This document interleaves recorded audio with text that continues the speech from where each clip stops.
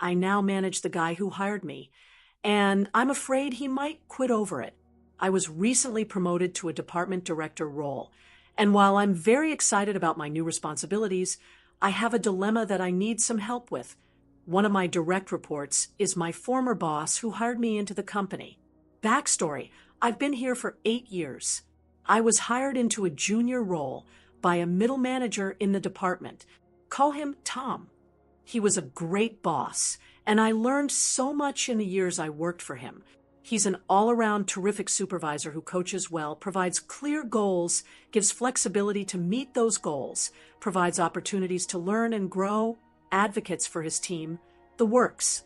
He's also a really good talent spotter. I counted it up. Of the 15 people Tom's hired in the past decade, all but a couple have risen in the ranks at our company, in our division, and others where division executives have recruited them. After a few years working for him, a promotion opened up in our department, and Tom urged me to apply. I got it, became his peer, and built my own effective team, using his style as my model. Last year, our department director, Mary, announced her intention to retire, and as his corporate policy, the job was posted. Tom applied, and I wasn't going to, but another colleague encouraged me to go for it. I did, impressed our relatively new division VP, and got the job. Tom congratulated me, and I prepared to take the job. Days after my promotion was announced, I found out through a colleague who is a mutual friend of both Tom and mine that Tom was very disappointed, even though he hasn't expressed that to me. Apparently, Mary and the previous division VP, who retired a year ago, had told Tom that he was a shoo-in to be promoted to Mary's role when she retired. In fact, I was told that he turned down some outside opportunities in the past couple years that would have paid more because he was anticipating getting this promotion. As I've stated, he's a great employee and manager who would have done a great job. I had no idea that this was Tom's expectation, and when I learned, I felt a little guilty about even applying for the job. A few weeks later, I had to do the annual update of our internal succession plan documents, and Tom was listed as the designated preferred internal successor for my job. Tom has been nothing but professional and complimentary with me, but now I'm really concerned about how I can manage him effectively. I really need him to stay. He has long-standing personal relationships with all the key clients my department works with. I led the operations side, so I was less involved with clients. If he left suddenly, we would be in a real bind, partly because of his success with hiring good talent. That good talent has moved up within the company, and now his team is all relative newbies hired in the past few years who are all still building their own client relationships. I recently met with HR and our division VP, and they emphasized the need to keep Tom on staff due to his role as a talent spotter and for his client relationships. I asked about getting him a raise and seeing if we can do an intermediate promotion, but our corporate structure is pretty stratified, and there's really nothing between his level and mine. What do you recommend to navigate the potential awkwardness of managing my former boss, as well as keeping him happy despite his disappointment in not getting this job, and his missing out on the raise that came with it? Update 1 month later. Thank you so much for answering my question. I have an update that is pretty much what you expected. Tom gave notice this week. He has gotten a job as head of sales and marketing for a small but fast-growing startup that produces a similar set of products to the one my team is responsible for. It sounds like a perfect setup for him. They are ramping up with additional product development. He'll get to lead a big team. He will be paid more plus get equity, which we don't have available to us. And even though the company is based elsewhere, he'll work remote from our city. Tom's timing was very strategic. Our company had a very broad non-compete in place that would have barred Tom from making the move he did. But there's been a case with a former employee challenging the non-compete.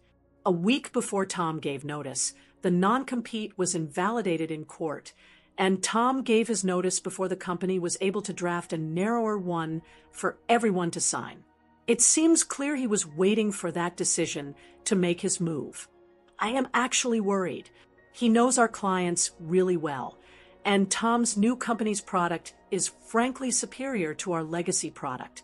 I had hoped to get more client exposure for my newer team members, but there's only so much opportunity in the space of a couple months. We'll see what happens.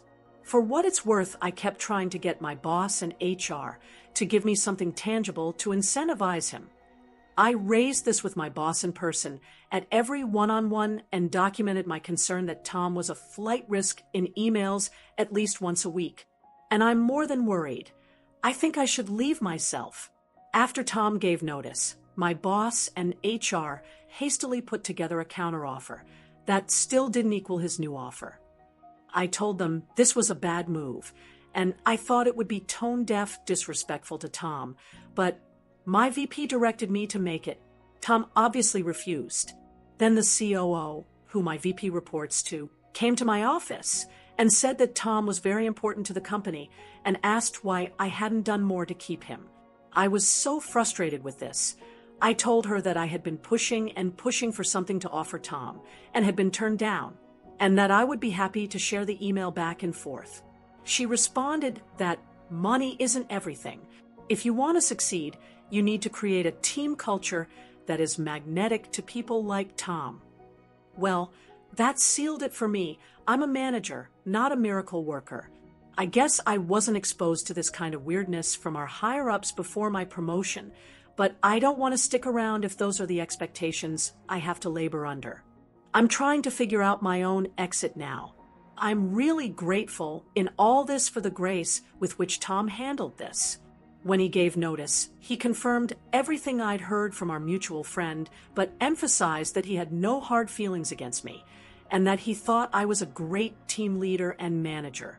He said he would have been happy to work under me if the company had come through with the money to match his promised promotion, and that he was leaving not because of me, but because of the broken promise.